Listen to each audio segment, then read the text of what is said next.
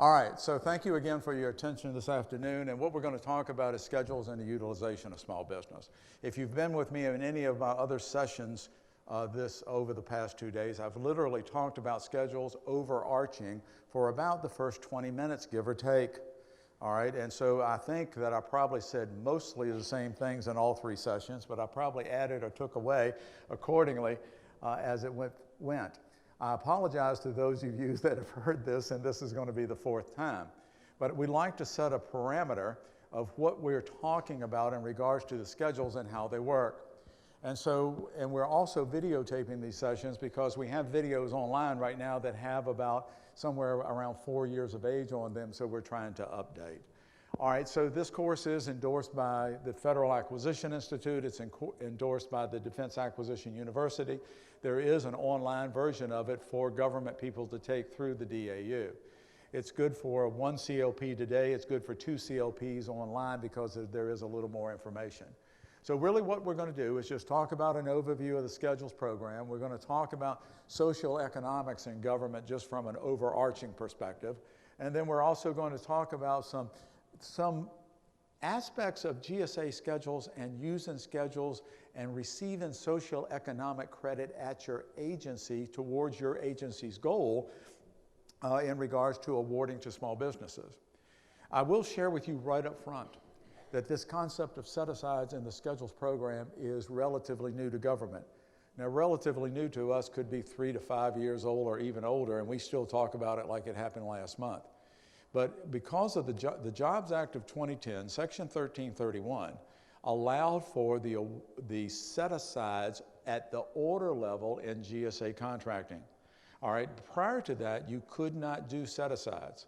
Now, if you've heard me already this week, you know that 80% of our vendors on schedule are small business. So the odds of getting a small business for an award are very good from the get-go.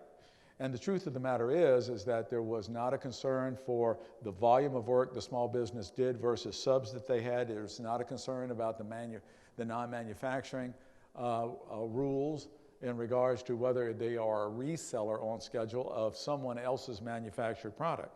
And the truth is, if this is a non-set-aside procurement, that rule is still pretty much the same. But the whole game changes if you make it a set-aside, because non-manufacturing rule comes into play, the aspect of subcontractors and the prime doing the predominance of the work comes into play. And so that's the major takeaway from this presentation, and you'll see that when we get to those slides as we go forth. So when we talk about schedules, you know that it is an IDIQ type contract that GSA puts in place. GSA is a federal agency, came into existence in 1949, and the concept was back then what it is really today, that one agency will do contracting principles and for commonly used items across government so that each individual agency doesn't have to repeat itself for those requirements, if you will.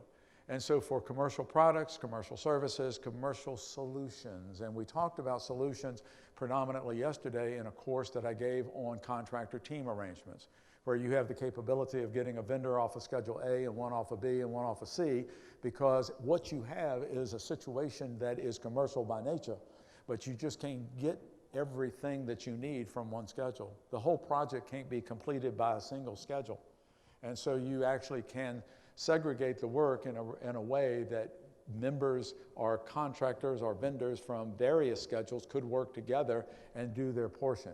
That's a whole nother topic in and of itself, but you have a way in government agencies have a way for commercial requirements that need a variation of work to be done to use schedules, even if it requires multiple schedules to come into the picture. And so we call them the GSA schedules, the multiple award schedules. I use the acronym MAS as in MAS, multiple award schedules. I use the word just schedules more frequently than not, and I'll always, in typing that, I'll say with a capital S because I look at it as a program. The FAR refers to the program as the Federal Supply Schedules in many places. And so, but there is only one program. This program is administered by GSA. We're not in it alone. There are 39 open and continuous solicitations, and we'll talk about those in a moment, but that means there's 39 schedules. And under each schedule are various special item numbers. And we speak about those SINs, as the acronym indicates, as that breaks down the nuance. The schedule is an overarching description of what is covered, and then we break down nuance in regards to specialty aspects within the SIN structure. And so VA is a part of this with us. Of the 39, GSA owns, manages, administers, awards 30 of those schedules. The other 9 are owned, managed, and awarded and administered by the VA. But all of the VA schedules happen to be medical by nature. Medical supplies, medical services, medical equipment. There's even a schedule out there for prescription drugs. All right, and so there's a tremendous amount of hospital structure within the government, and so they utilize those on a regular basis. And so, but they are within our element of the program. And so there are standing solicitations in FedBizOps. If you are a vendor here who has a schedule, you responded to a solicitation in FedBizOps that GSA has standing, all right? And so our solicitations are open all the time. They are refreshed on a regular basis, and so that they're always current, and so vendors can come into the program at any time. That's not to confuse government users that you have to use FedBizOps for your requirements that you want to buy through the Schedules program. You do not, at the user level, put your announcements in FedBizOps. It's not an option. You just don't do it. It's, we don't use FedBizOps on the government perspective. But I want you to think about it like this. The schedule is a contract. It is an IDIQ, an indefinite delivery, indefinite quantity type contract. There is no money on it when it is awarded by GSA. And so we award that contract at the contract level. And so federal agencies are using it at the order level. So the announcement has already been in FedBizOps. And I say to you that you don't put your announcement in FedBizOps as a user because there is an exception in FAR Part 5 that deals with solicitations that says that you don't solicit a contract action that is against a contract that has already been solicited. All right, and so the solicitation occurred at the contract level, so at the user level, you do not. But you can get your notice out there as a government agency by utilizing your agency portal. You can utilize an email campaign, or you can use the GSA eBuy electronic RFQ tool, which is of a great advantage to you if you do. All right, and so GSA at the contract level awards these vehicles using FAR Part 12 procedures. 12 is the part of FAR that deals with commercial large dollar contracts, as 13 deals with simplified acquisition, 14 deals with sealed bidding, and 15 deals with negotiated procurements. And so as stated, it is in a multiple award IDIQ, and agencies will award open market IDIQs, usually with an initial year and 4 option years. Our schedules are awarded a little differently. They have a 5-year initial period with 4 5-year options, meaning that there could be this 20-year relationship between the vendors that we're speaking about, the commercial entities that we're speaking about, and GSA. To say that there would be an award that would go from day 1 to the final day in year 20 is without any actions placed against it in regards to modifications or updates or whatever is kind of silly to think about. Because in reality, there's always going to be the necessity for vendors to add product or take away product or to adjust pricing based on economics or something of that nature. And we're going to have to exercise those 3 5-year options with those vendors as well. But there could be contract actions between GSA and the vendors during that 5-year period. Now the VA is a little different. They have an initial 5-year period and 1 5-year option. When we award at the contract level, we award fixed price EPA. In the world of government, you know that there is some variation in contract types that are all expressed in FAR Part 16. And so there are cost type contracting, which you don't find in GSA schedules, and there's fixed price contracting, and so forth. The most favored contract types in the world of government, from our perspective, being the government perspective, is the firm fixed price or fixed price with economic price adjustment. So the more favored contract types in government is what is awarded to the vendors who are in the program. All right, and so fair and reasonable pricing has been determined at the contract level. Now let me say this, If you work for DOD, you are aware that DOD a couple of years ago issued a class deviation saying that for any awards against the schedule program by a DOD activity, that you had to validate that the price was fair and reasonable at your command, for you at DOD. And you use FAR 15 pricing analysis for your validation, if you will. All right, and so that really does send a message in regards to DOD and their perception of GSA pricing. But I will share with you that we are more conscious of our pricing now, today than we've ever been. And that all of our vendors that are awarded based on any condition that could happen at the order level. And so let me say it this way, there are a lot of what ifs that are in that pricing from the contractors at the award level. But when you customize your requirement that marries to the particular schedule that's at hand, your customization is going to give that contractor the capability of reducing their price. And the quote that you'll get at the order level is going to be a quote that clearly is in a competitive realm with other vendors that are on schedule. And so they've got to cover their bases when they are set at the contract level based upon what all ifs could occur. And so, but when you start issuing that RFQ, you're looking physically for the best price possible, and they understand that. Schedule vendors can always come down. They can never go above what their schedule price is. And in more times than not, they are going to come down to be in a competitive range, all right? And so, and I use that term loosely because you know that we don't speak competitive range in the world of schedules. We use the term down select. But just to think about them being in a range of competition with the other vendors that are on the schedule is what I'm speaking to. And so we in government are required by the rules of 8.4 to seek a discount if it's above simplified acquisition threshold of 150,000. And we're encouraged to ask for one if it's below. No vendor is required to give one, but they understand to be competitive, they've got to look at their pricing structure. So when we speak about performance, that's at your level. As a user, it's at your level. So your requirement needs to marry to our schedule overarching description, and then you will pick the sins under that schedule that is most likely to be the arena where you'll find vendors that can meet your need. All right, the major parts of FAR that are in play right now is 8.4 because that's where the rules are for how to use schedules. We also talk about FAR Part 12 because GSA at the contract level physically awards using 12 methodologies. 6.102 Delta 3 is the part of FAR that, 6 being the part of FAR that deals with competition. This particular site says that schedules is a competitive processes. So any concerns with schedules being compliant with the Competition and Contracting Act should not be a worry. When we talk about other parts of FAR, we talk about 13 and 14 as being major parts that we understand. 13 is simplified acquisition, 14 is sealed bidding, 15 is negotiated procurements. They really have nothing to do with GSA awards. Now, I will say this, that under 13 it says except MAS BPAs.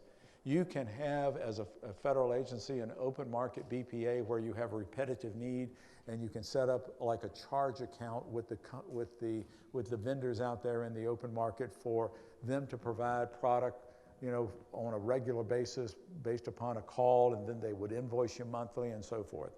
The BPA structure that's outlined in FAR Part 13 limits BPAs in the open market from exceeding the simplified acquisition threshold over the course of the term of the BPA, which would be an initial year most likely. And so $150,000 would be the extent.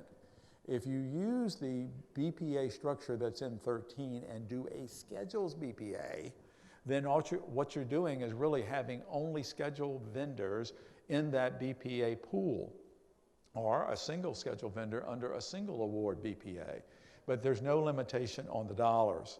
All right, and so you could have, and we have, federal agencies that have multiple award BPAs. I'm thinking of one in particular that has about 600 plus GSA vendors on it, and that in 2015, FY15 that is, there were physically upwards of $2 billion worth of task orders awarded against those 600 BPAs. And an additional side note, those 600 BPAs support over 800 subcontractors. All right, 14 sealed bidding, no application. 15 contracting by negotiations, no application. You know, the deal is that's not totally true, because 15 you award based on best value. In schedules, you award on base value. 14 you award based on low price, technically acceptable. Now, in the world of commercial application, it is more likely that the low price, technically acceptable is going to be the methodology of award. But you can, in schedule buying at the order level, use other factors than price for your award evaluation. You can use non-price factors, in other words. And so it's, that aspect of best value is critical. Small business programs, that's what we're going to talk about today, using the schedule program for set-asides. And so you would automatically think that 19 is absolutely applicable to the schedules program, but the truth is no. In fact, if you want to do a set-aside in the schedules program and you're looking in 19 for the processes, it says go to 8.405, because the process of set-aside under 19 is based upon an open market buy. The process for set-asides in the schedules program is found in the rules of 8.4, specifically 8.405, all right? Now, there are some aspects of 19 that would be applicable to your 8.405 GSA schedule small business set-aside.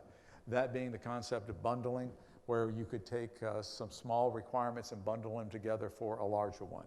I would also share with you that the definitions of the socioeconomic categories that are in 19 are applicable at the schedule level.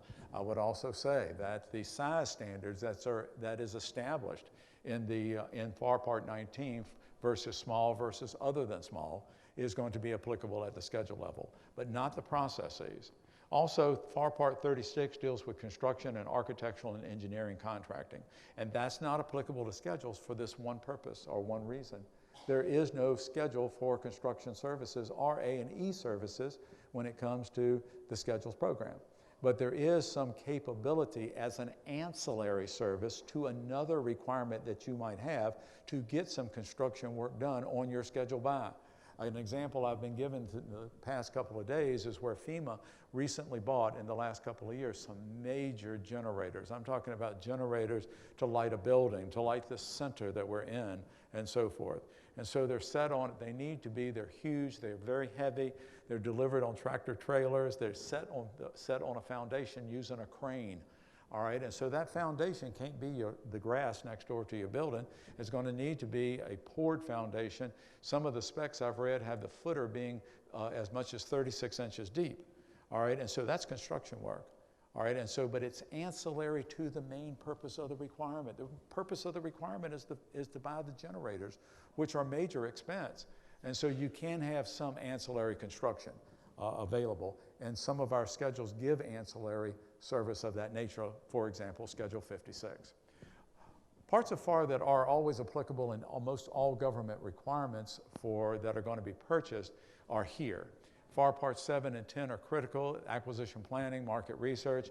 No matter what the government is going to buy, we're going to do market research.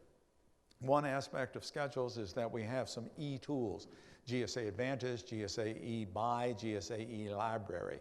Those tools can be used for market research, and you can document your contract file if you're a government contracting shop based upon that information. I read a case not so very long ago that came out that had to do with a protest for an agency who used GSAE tools for their market research, and then they ended up buying what they were going to buy in the open market.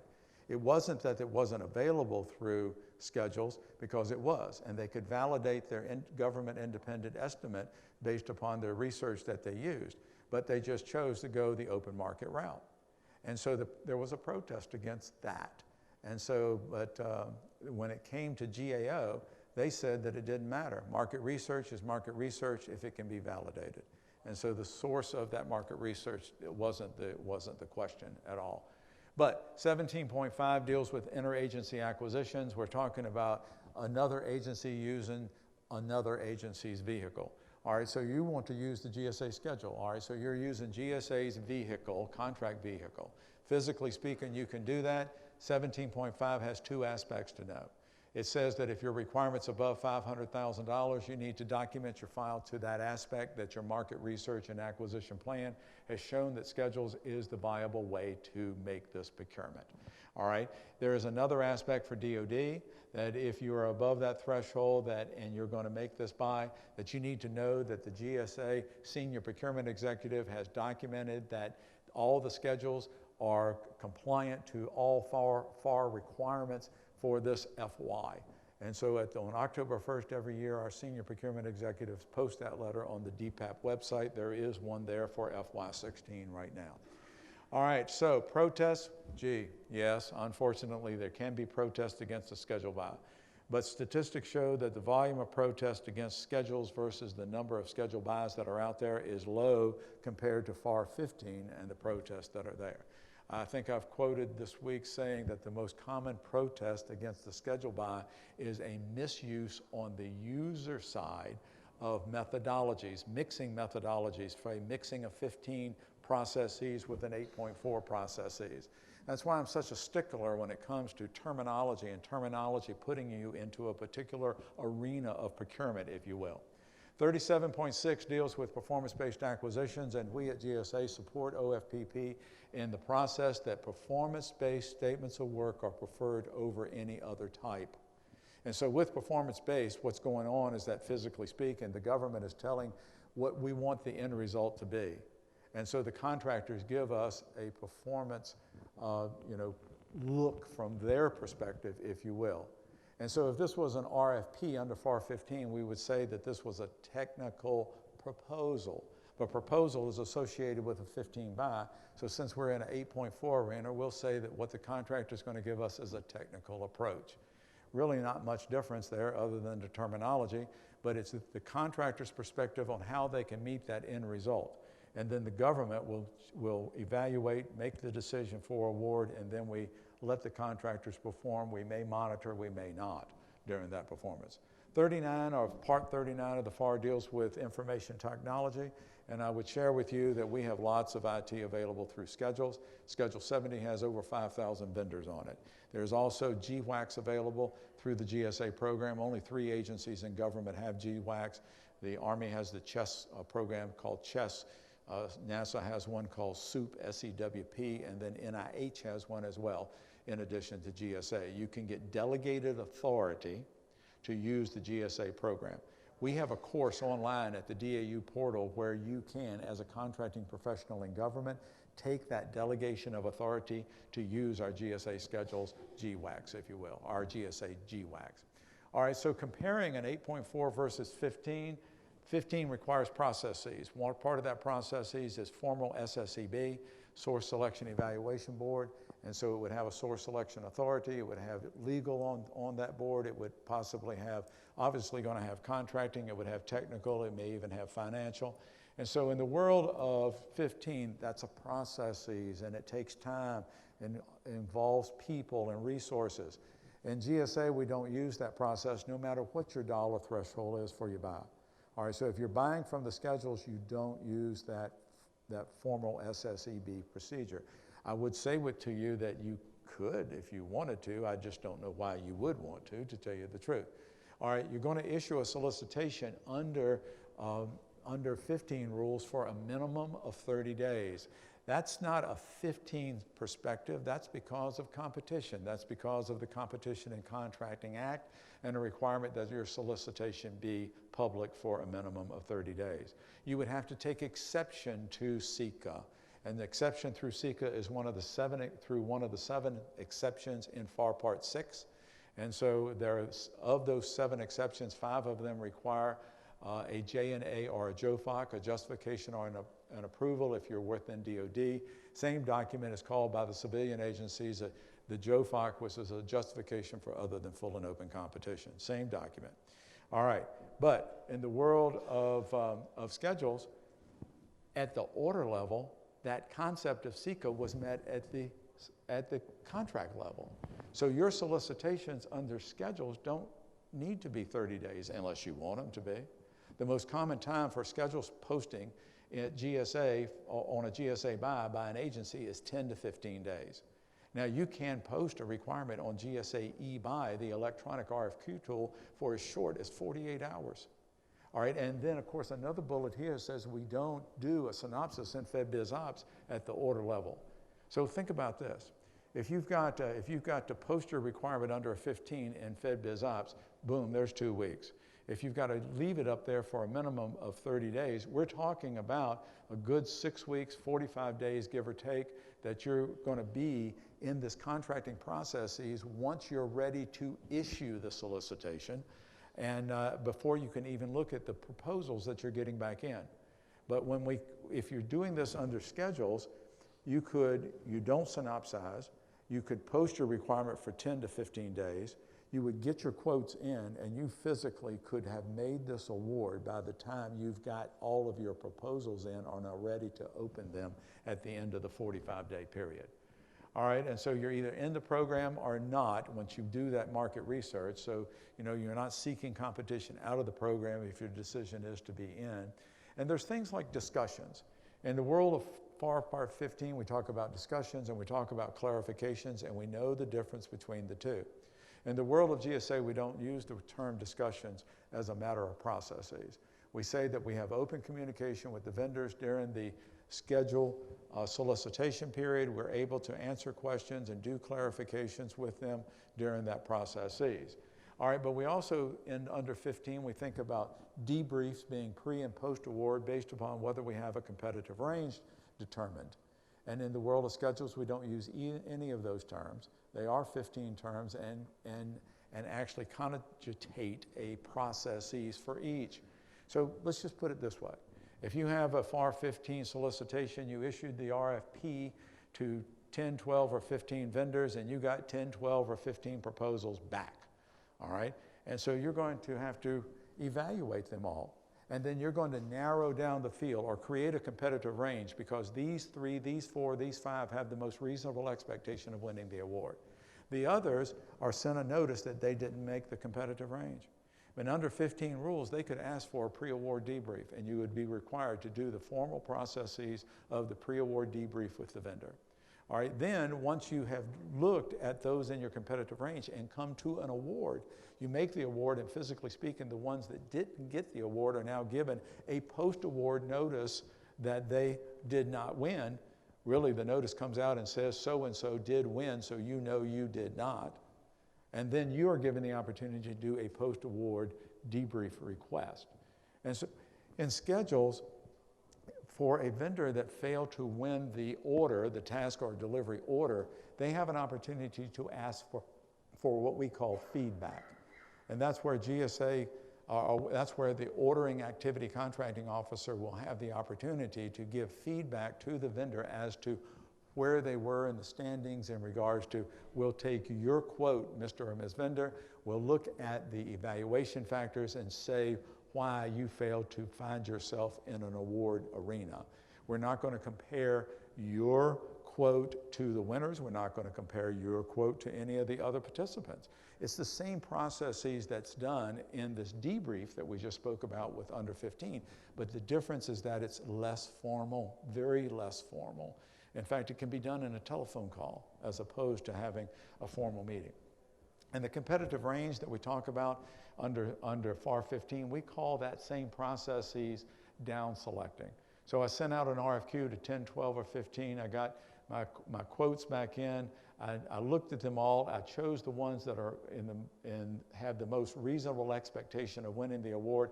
Those were the ones I down selected to concentrate on for an award. So the processes are similar, but we refer to them by different names. And physically speaking, the processes are not as formal as they would be if you would under a FAR 15. So you're not going to do in and out of the program. You're either in the program or not, and then you're not going to synopsize. And one of the things about the synopsis that, if I didn't mention it already, is that there's only one opportunity ever that you would use FedBizOps in a GSA schedule, and that's if you're limiting sources and you want your schedule buy to be sole source.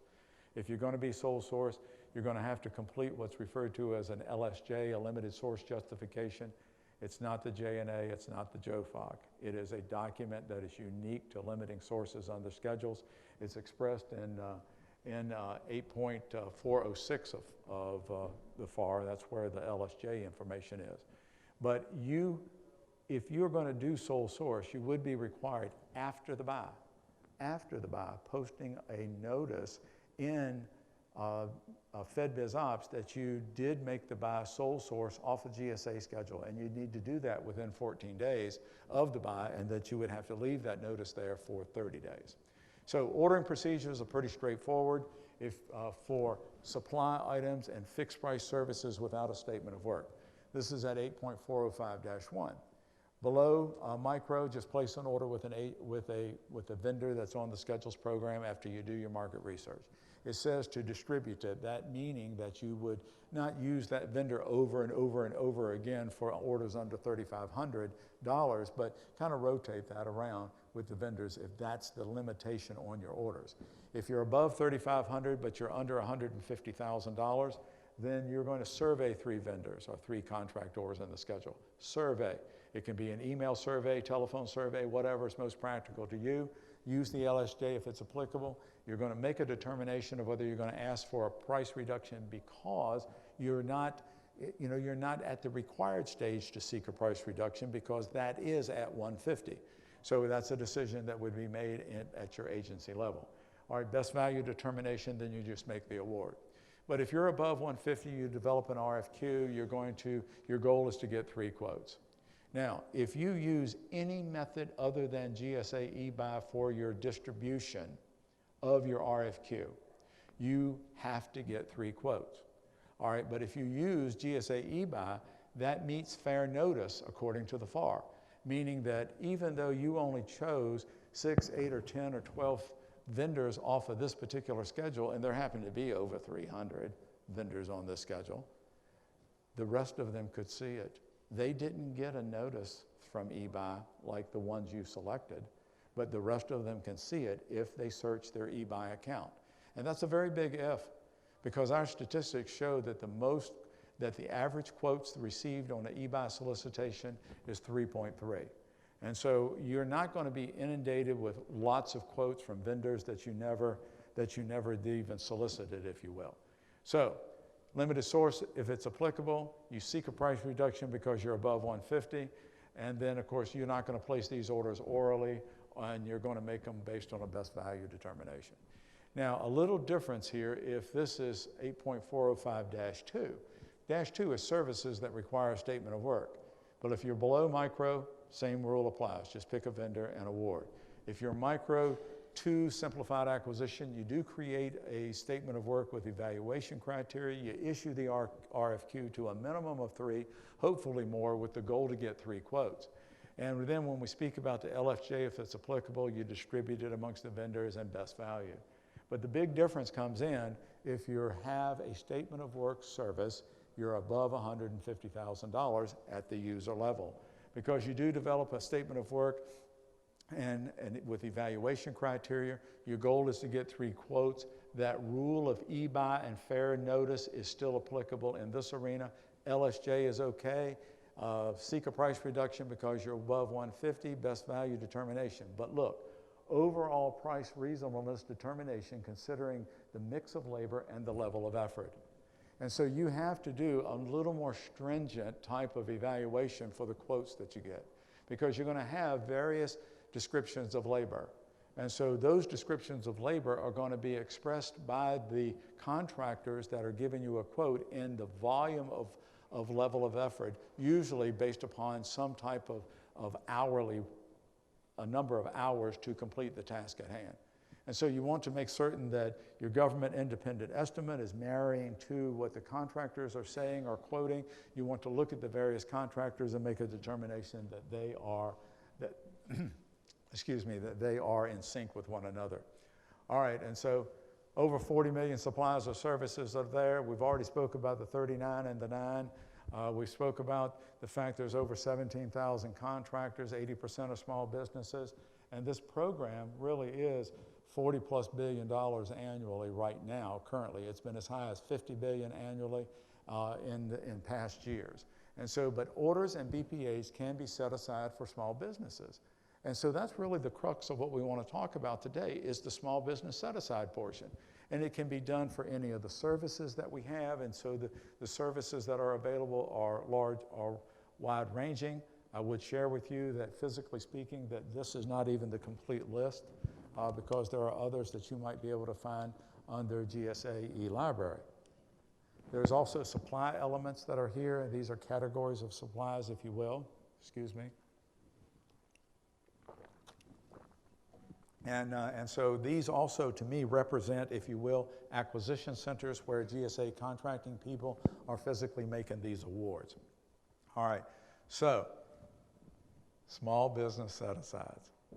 We are there. All right, and so we have always, and I say we, GSA, in the Schedules program, have been a supporter of small businesses. 80% of our vendors are small. In fact, prior to November the 2nd, 2011, you could not do small business set-asides. And so the ordering procedures that are still in 8.4 today do show how you can use small business size status or business size status as an evaluation factor to make an award. And you are encouraged in 8.4 to use that as an award to awards a small business if they are there.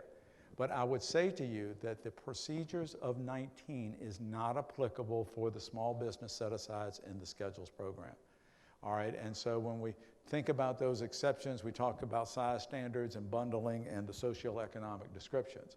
But when we talk about socioeconomic preference non-set-aside, that's where an agency sees that there's lots of small businesses, but we're not certain where they buy their items that they're going to resell to the government because the non-manufacturing rule is critical. I mentioned that earlier. And also the aspect of subcontracting is critical if we make it a set-aside. And so when we think about that, in 8.405-5 that gives information in regards to considering a small business, dash 5D Delta says give preference to small business if you have at least 2 quotes. We also encourage that team arrangement with a number of small businesses working together. In the world of non-set-aside schedules by, there's no concern with the amount of subcontracting the awardee does. All right, and so if the awardee does a tremendous amount of subcontracting, that's not a concern in regards to you're getting the socioeconomic credit because you're still awarding to the small business that it has their own GSA schedule. All right, and so when we speak about that aspect, you could use socioeconomic status as a primary evaluation factor and so forth, and when you're moving forward. But when we speak about, and this is just an aspect of different categories of socioeconomic status, most all of them are available to you through the Schedules program. You can look through the GSAE tools and see the size status of every schedule holder under that particular schedule and SIN.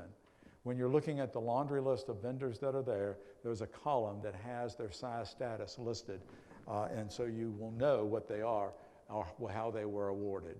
And so when we speak about this 19 not applying, I've emphasized that already.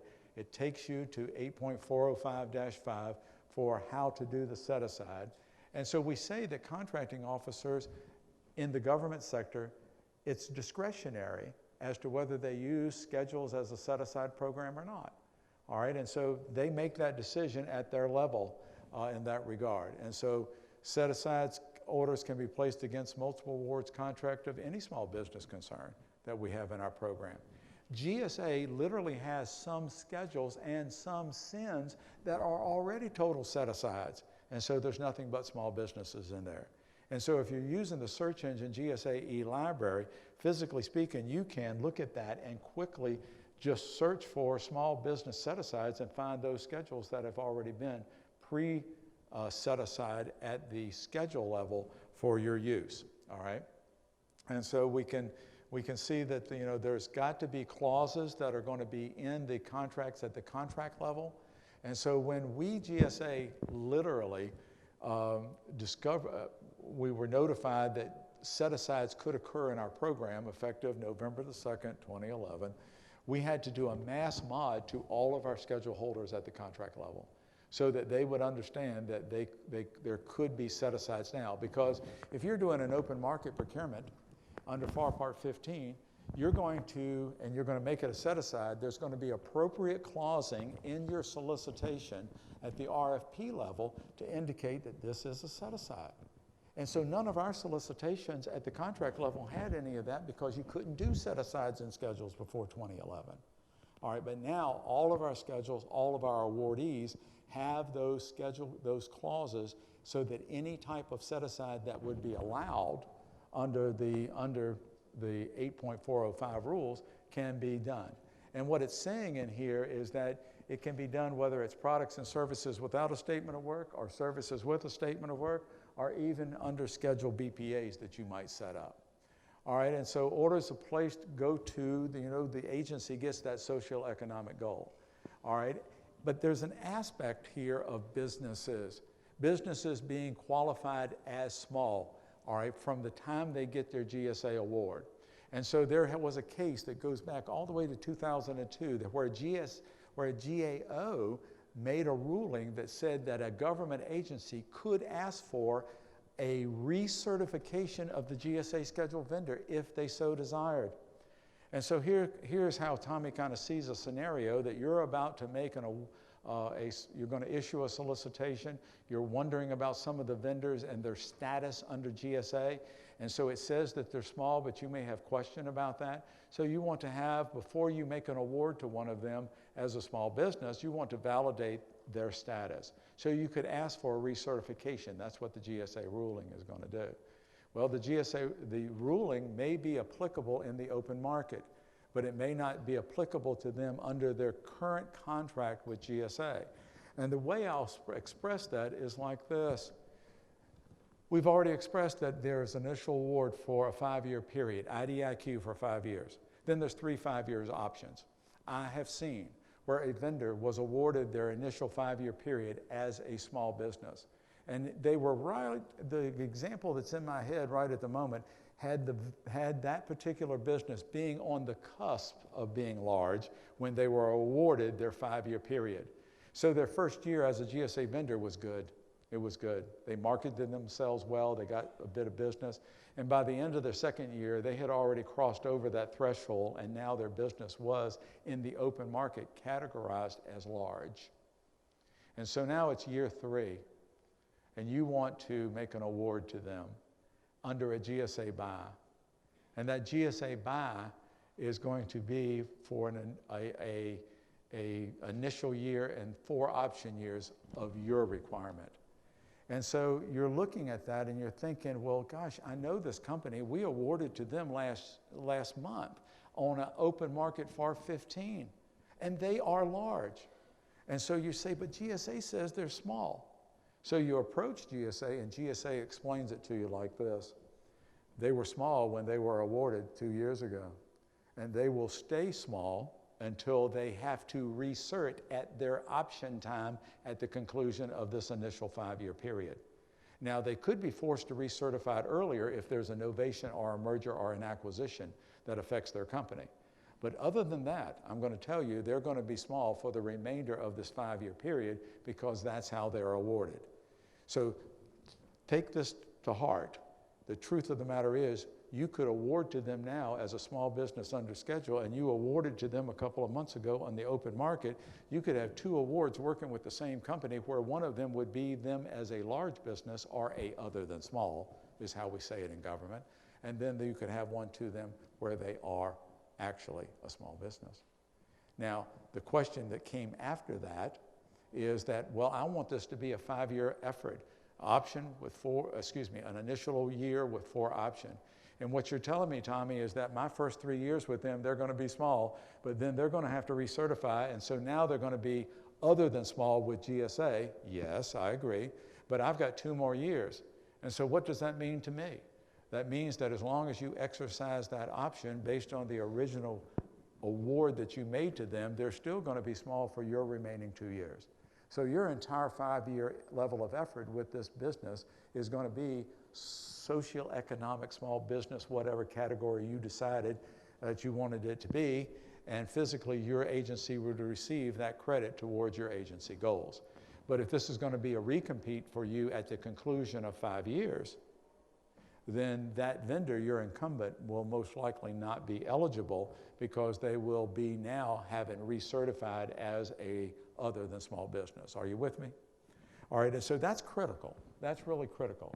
And so you know all of the categories that are there. I would say to you that most agencies are meeting their socioeconomic goals. One goal that is kind of tough for most agencies is that of hub zone. I don't know if any of you can relate to that or not. I see some nodding heads out here. So I'm thinking that you're just like us in that regard. All right, and so, but we also need to talk about, and there's the hub zones and small disadvantaged businesses. Let me quickly say something about 8A contracting. You understand what 8A contracting is. It's a program set up by the SBA. It gets its name because the vendors qualify through Section 8A of the Small Business Act, all right? And so who are the small businesses that are in the 8A program? They're small disadvantaged businesses. Years ago, GSA had an MOA with SBA. If I could get one more acronym in there, I would.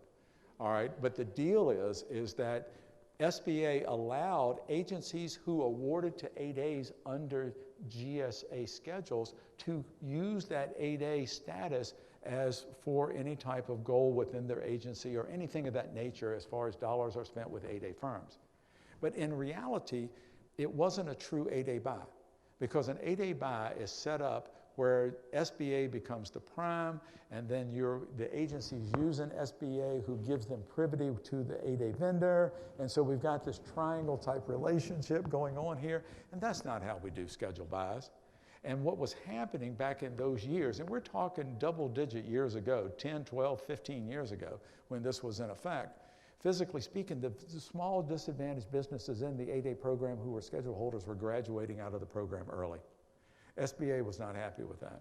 Physically, the program is set up on a 9-year cycle. Some of you may be very well aware of that, and that they were graduating early, which wasn't really the intent of the program. So SBA, when the MOA expired, did not allow us to renew it. And so now, agencies that use the schedules can see that a vendor in the program may be an 8A vendor, but that vendor, if you will, is not going to have a true 8A buy to you, all right? And so when we speak about it, could I as an agency do an 8A set aside in schedules? Yes, you could do it. Am I going to get 8A credit for that? No, you're not. The only credit you're going to get is small disadvantaged business credit because the 8A program is for small disadvantaged businesses. So if that's the goal, then you might just be better off served to just make your small business set-aside SDB, in the regard of the set-aside capability. All right, and so when we talk about the non-manufacturing rule, what happens is that this rule is for product, obviously, it doesn't apply to services, but it's where there are resellers. There's lots of resellers under the GSA Schedules program who sell someone else's manufactured product. And so in the world of non-set-asides, there is not a concern for a small business selling an other than small product, all right, that was manufactured by an other than small manufacturer. Physically speaking, you would still get the socioeconomic credit.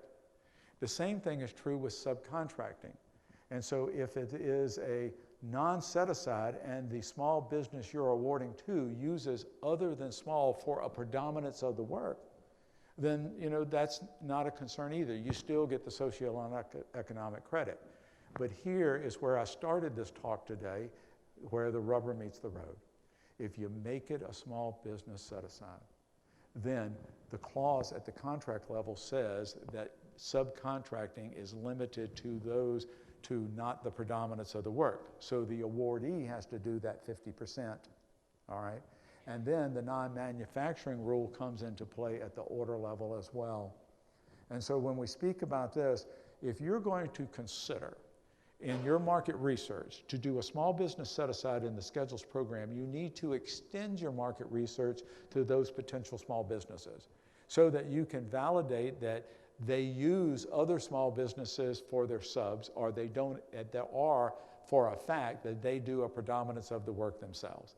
And that if they're a reseller selling something back to your company, or excuse me, something back to your agency, that physically the source of their supply is a small manufacturer, because that's going to be critical, because if it's not, then they're not going to qualify to win this award as a small business set-aside in the Schedules program, okay? And so that is a strict adherence policy, and I would say that the competitors of these small businesses know the sources that each of their competitors actually use, so you could expect something. So the NMR does not apply to service contracts. NAICS codes and size standards flow down from the contract level to the order level. I was having a conversation earlier today about NAICS codes, and it reminded me of a call I got just last fall on a year-end buy. And I was answering the phone, and the lady said that she had been listening to some webinars, and she had looked me up through the GSA directory, and that she had a requirement that they were trying to award before year end so they didn't lose the money, but that the NAICS code that they had for their requirement was not the same that we had at the contract level. The description of the work and the contractors that were there were suitable for what they needed to accomplish. And she asked me the question, will you change your NAICS codes? And I said, ma'am, it's very unlikely that we will. And I said, it's even very unlikely that we could add yours to the mix at this late date at the year end. I said, I would advise you to go back through your legal and ask about changing your NAICS code to marry, if you say that the description of the schedule marries to your requirement, change to one of our NAICS codes for this requirement. She says, I'm not sure that our legal would do that. And then another voice came on the phone. A gentleman started talking and identified himself by name and position, being the legal officer for the command. And so my first reaction was, okay, the lawyer was on the phone the whole time and didn't let me know. But that's a whole nother story. But the final decision was that lawyer said, yes, I understand, because it's statutory that the NAICS at the contract level marries to the task or to the order at the task level. And so that concept is very well valid, okay? And so here are some of the clauses that are applicable, that are at the contract level, that you can rest assured that are going to be within that base contract for you to be able to do the small business set-asides.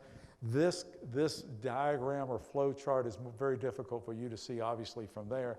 I can hardly see it from here, but it really is a diagram or a process flow to whether you make a decision, yes or no, as to whether you're going to utilize a small business set-aside in the Schedules program. This will be in the slide deck that you can download later, if you will.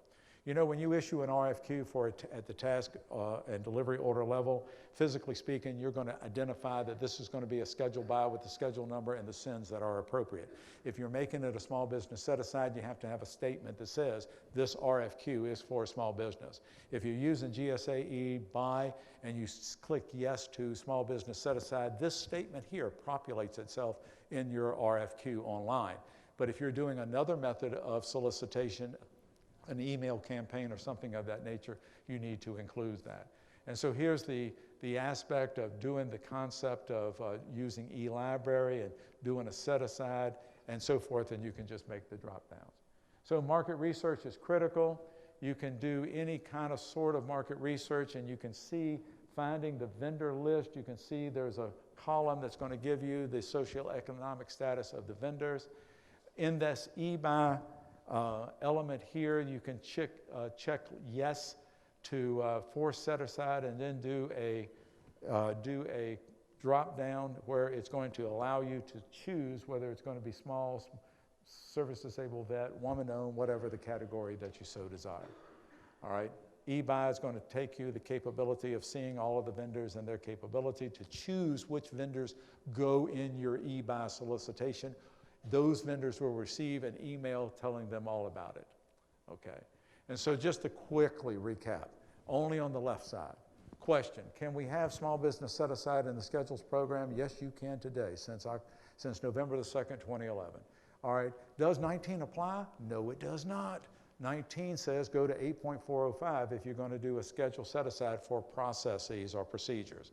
All right, is there any limitation on subcontracting? You betcha.